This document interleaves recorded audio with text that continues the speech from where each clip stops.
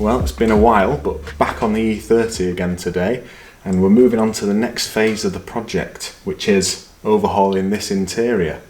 I'm planning to make some changes to this interior, give it a refresh, add some personal touches, some of which I'm sure will be a little bit controversial, but nevertheless I'm excited to share them with you. Rather than trying to cram it all into one video, I'm going to break this interior refresh into a few shorter videos. We're going to start today by pulling the seats out to see what's actually wrong with the mechanisms. I've picked up some new seat struts actually, which were pretty hard to find. I'll tell you all about them a bit later in the video, so stick with us. Whilst the seats are out, I'm planning to stick some extra sound deadening beneath the carpets just to improve with this car's NVH a little bit. Before we pull the seats, it has been quite a while since we worked on this car, so let's go ahead and do a quick refresher. I'll overlay some images now of how the car sits. It's a 1990 BMW E30 Coupe. It was a 316i 4-pot engine, but we fitted the 2.8 M52 engine in. In the last video we got a limited slip diff fitted, which is a real hoot. Mechanically the car seems sound, although there are plenty more refinements I want to make to it yet. The whole experience is still slightly too harsh for me. No changes there since my previous complaints really. Before you ask, no, I'm no further on with the pots and pans exhaust noises.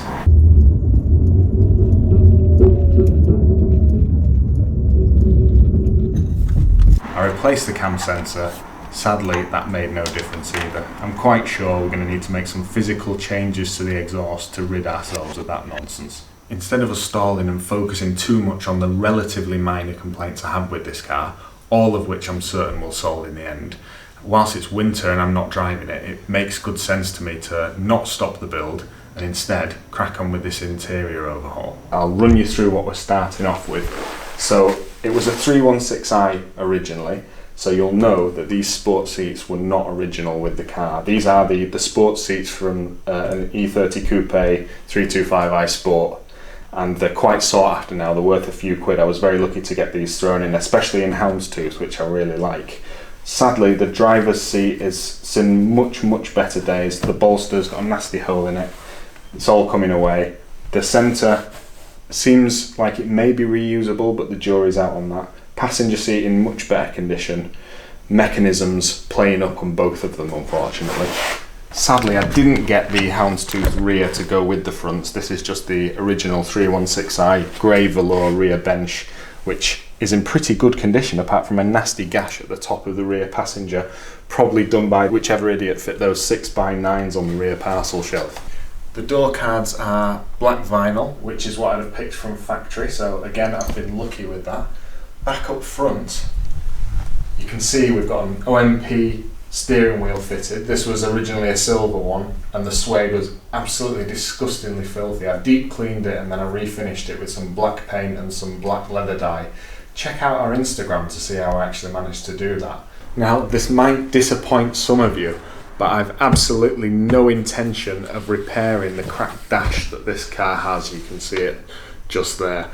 Even in the UK, where they don't get ravaged by the sun, they all crack. It's just a battle you can't win, and badly repaired ones look much worse than cracked ones, in my opinion.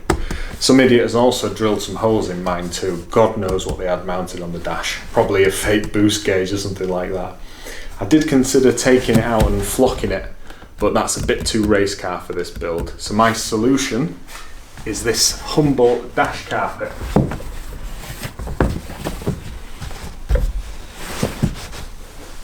These are a bit of a Marmite one, to be honest. Some people absolutely hate these dash carpets, other people quite like them. I think they look pretty decent, at least better than a cracked dashboard does. I get asked about it quite a lot, so some people must really quite like them. I picked it up cheap off Facebook Marketplace. I don't know where you can get them from. It's branded Chevron with an S, that's all I know. The knee roll is damaged and it's currently held on with gaffer tape, otherwise it falls onto your lap as you're driving, which is less than ideal. I'm definitely planning to get this fixed up. I have already fixed this 6-button onboard computer with a new screen, which wasn't that difficult to do actually. Again, see Instagram to see how I did that. The only problem I have with that now is the backlight is a bit dim. If anyone's got any ideas how I can make that a bit brighter, because I can't really see it on a sunny day, do let me know in the comments. The head unit, as you can see, it's an aftermarket Sony one, which doesn't suit the interior whatsoever. Definitely changing that as part of the overhaul too. To be honest, the main thing I can't stand about the Sony head units is the very annoying noise that it makes when you switch the car off.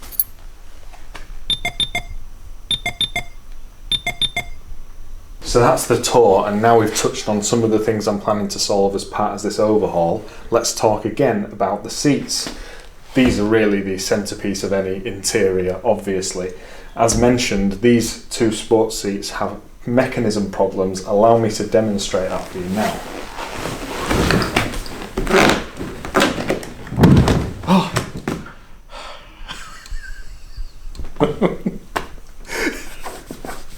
Right.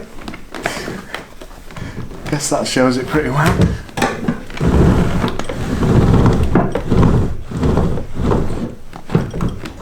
Back and forth feels rough, but both the seats go back and forth, which is great. The thigh support wheels in and out, which is very cute. That's a nice little feature. This one, I believe, is for the seat to go up and down. This one, which I just demonstrated, is the back adjustment. Both of them are the same. They go straight to nothing. The first time you pull that one, when you're in motion, you have a real surprise. Ask me how I know.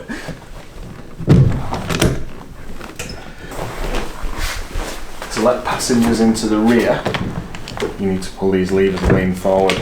As you've seen, the driver's side one works nicely. Passenger side one, you can release it from the driver's side, which fortunately works a treat. However, it doesn't work from the passenger side, it just locks. So that can be a bit awkward when you've got multiple people trying to get in as passengers. Hopefully we're going to be able to fix all the mechanism problems with these sports seats. Regarding the back adjustment, I already know what the problem is and I have the solution with me already. Let's go and check that out. Those side controls are operated on little gas struts, 2 for the backrest and 2 for the base, so 4 struts per seat. I got these sent across the pond to me from a company called 9 Stitch in America. That's nice. Thanks to John for working with me on this. There's some information about 9 Stitch where you can get your own, 9stitch.com. So these struts are actually very specific size and strength, and I believe they're actually no longer available through BMW, so they're actually quite hard to track down. Luckily 9 Stitch have come out with this solution. These blue ones are for the seat backs and they're 350 newtons, and the red ones are for the bases and the 450 newtons. Trust me when I say that these are going to be ridiculously stiff. They're going to be pretty challenging to fit, because I think I'll need to compress them slightly so I can do that. Although I do have a cunning plan for that. We'll find out if that's going to work shortly, so stick with us again.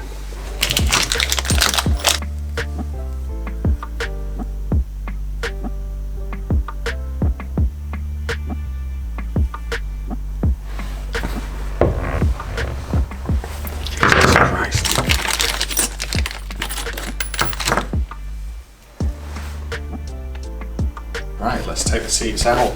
217 nuts, 217 bolts if I recall.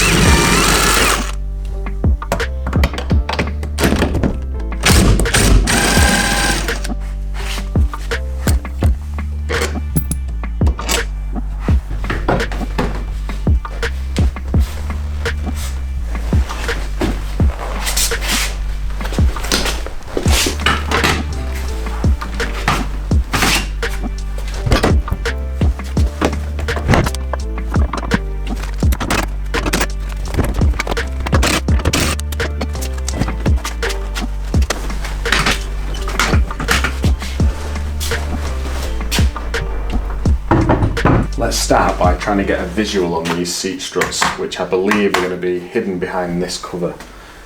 Looks like somebody's already had this off before, which I don't know if that's a good sign or not.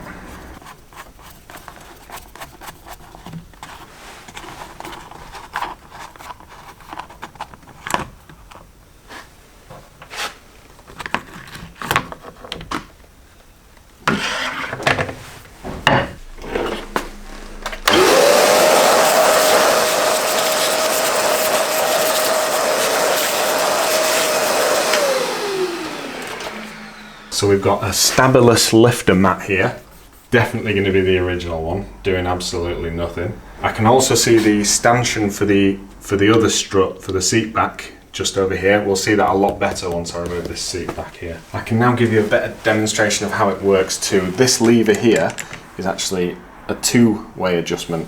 If you push it down, it's supposed to lift the seat. This sticker applies to this lever. If you push it down, it's supposed to lift the seat. If the strut had any gas in it, that would be effortless. And if you pull it up, it does the back adjustment, which is the one where it just flops down on you. This lever, I believe, is actually for a tilt back and forth.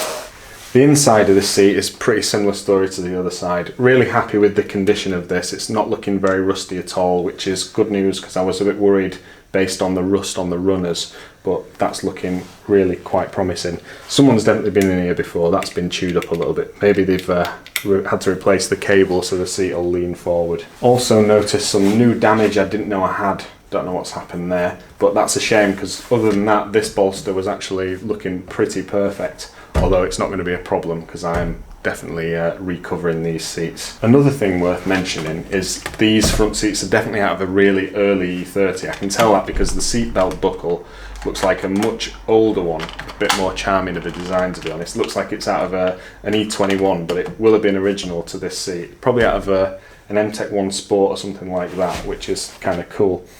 The other thing is I've got a closed eyelet at the bottom of these struts, which is a little bit worrying because most that you see have two of these, and that's what I've got replacements from 9-stitch of. So we'll have to see if this just screws out or if it's a rivet. Fingers crossed it just screws out, but we'll find out as we progress. The next thing to do is to take the back off. Looks like somebody's already helped me out with that.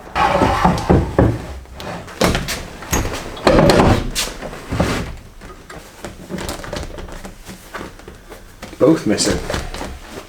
So this is what's going to be holding this in at the top, and this should just pull off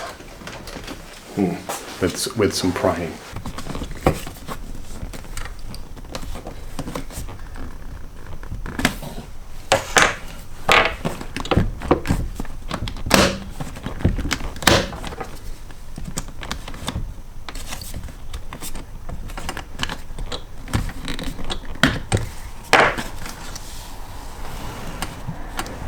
So it should lift off two hooks that are around here, and I should be able to sneak it off this. There we go, easy. 27th November 1985, what do we reckon? M-Tech 1? Probably. So with the back cover off, we can now just about see our seat back struts tucked in here. So to get proper access to those, we'll need to remove the whole seat back. To do that, we'll have to take these chunky screws out that hold it onto the hinges. Also pop this plastic trim off, which is holding the cover, but importantly we need to remove the cables from either side. These are the ones that work with the arm at the top that enable rear seat access. We should be able to pop them out of the mechanism and unclip this white stay. I'm told that these white clips, stays, are particularly brittle, so we're going to have to be very careful with those. They're probably made out of the same stuff that those E36 headlight adjusters were made out of. I don't know if you saw that previous video, but it just disintegrates on you.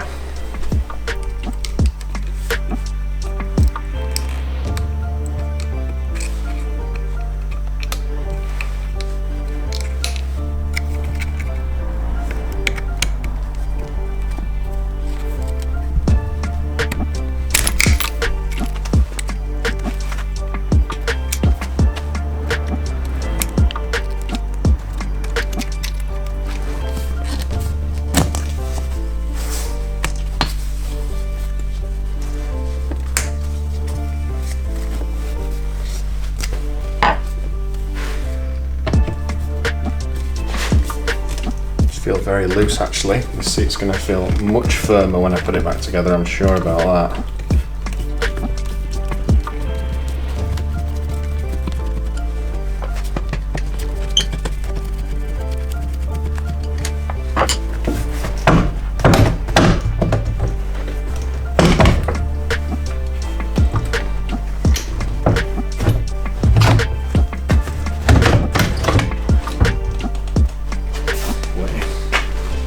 So with the back off, we've got access to the two struts on the inside as well. And I'm also finding a snap tog ring here. I'm glad that hasn't poked me in the bum. What's particularly interesting, it's a bit like archaeology this, as the old man says, is I'm finding a very intriguing repair here. Somebody's welded this tab back on at some point. That's probably the main reason they were in this seat in the past. If you were just changing the seat struts, this point where we are now is just about the time where you could start attacking the job. But if you think you're going to compress these struts by hand, you can think again. The 351, I can just about compress with my body weight. The 451,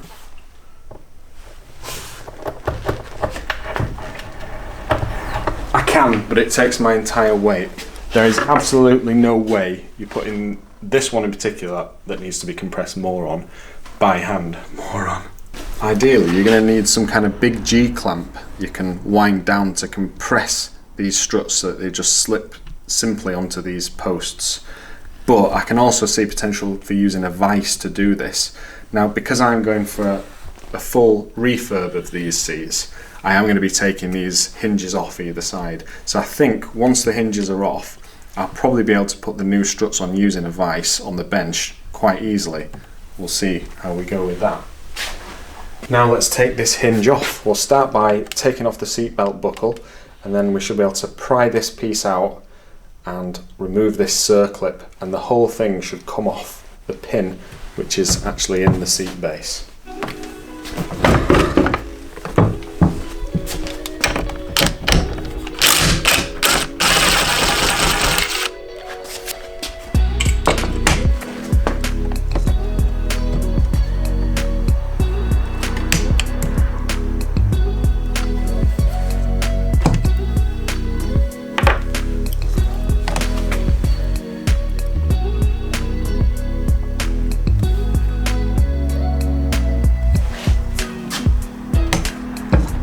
Very common issue at this point is this central spindle can weld itself to the metal bushing. It welds itself because basically moisture gets in there and they both rust together and then they become one. But it's looking like I'm in luck with this one, which is a nice treat. I had my pullers on standby for this, but barely even a tug and it's off. Let's quickly get the other side off. Hopefully that one's just as easy.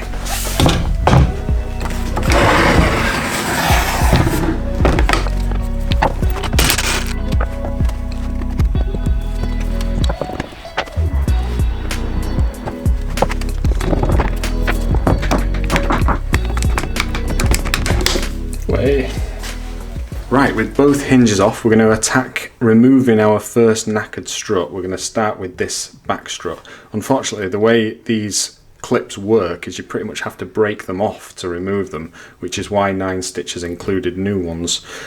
I mentioned earlier about the closed eyelet. Not really sure how this comes off. Maybe it needs prizing off, maybe it screws off. We're going to find out. First thing I'm going to do though is remove this one.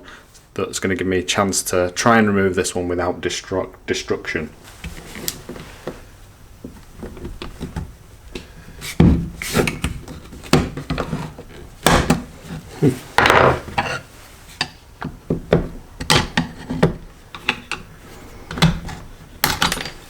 Finally. Let's see how much that strut was doing. Absolutely nothing. No pressure whatsoever on that.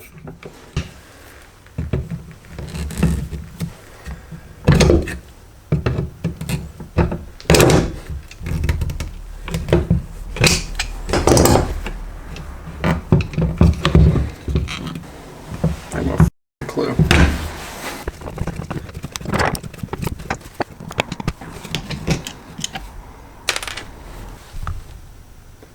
Right, that's the closed eyelet mystery solved. Very, very similar kind of clip, just with a cap on it. I'm going to use the new ones and it should work perfectly.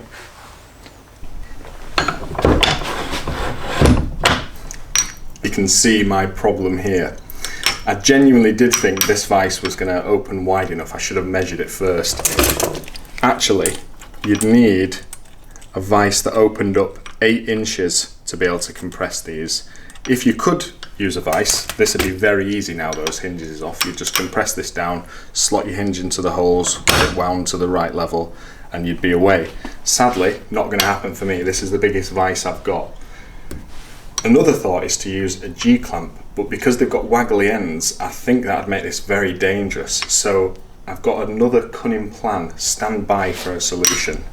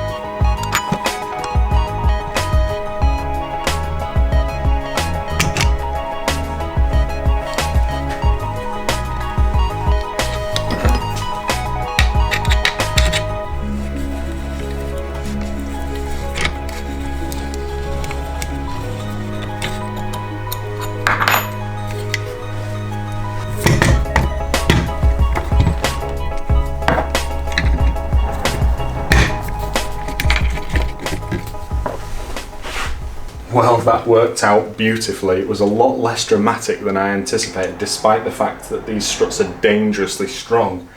What I used in the end was actually a valve spring compressor, which is quite an inexpensive tool we already had on the shelf, combined with some 1/2-inch aluminium tubing, which I cut down and sleeved onto the ends of the compressor just to make sure that those struts couldn't slip off no matter what. And yeah, wound it down, straight on, no problem. You could probably do this without having the hinges removed from the seat as well, but I haven't confirmed that, so you'll want to experiment with that yourself. I'll link to the tool and the specific tube I've used in the description, so make sure you check that out. Right, let's quickly get that other hinge done.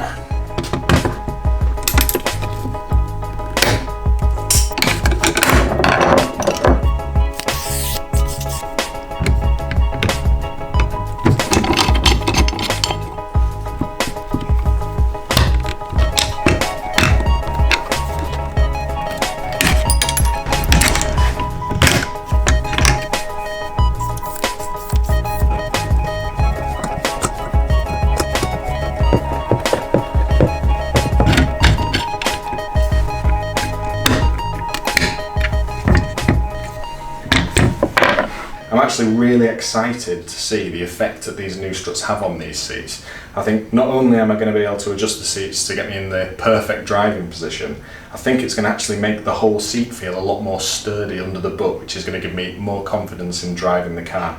Thanks again to John at 9 Stitch for working with me on these. I'll make sure the link's in the description so you can pick them up for yourself. I'll also link the tools I used to fit them, which was amazingly successful. The next thing we're going to be doing is recovering the seats, which is why I'm not going to be rushing to put these back together. I'd be mad to reassemble them to disassemble them again. I've never done anything like that, so make sure you subscribe so you can see how that goes. Hopefully it'll be successful and the seats will look as good as they'll feel. One last thing though before I sign off, I've got a little bit of a dilemma on my hands here. I got new covers for the seats. You could only buy covers in their entirety for driver, passenger and the rear bench in leather. Now, I was planning to recover the whole seats, but as time's gone on, the houndstooth's actually really grown on me.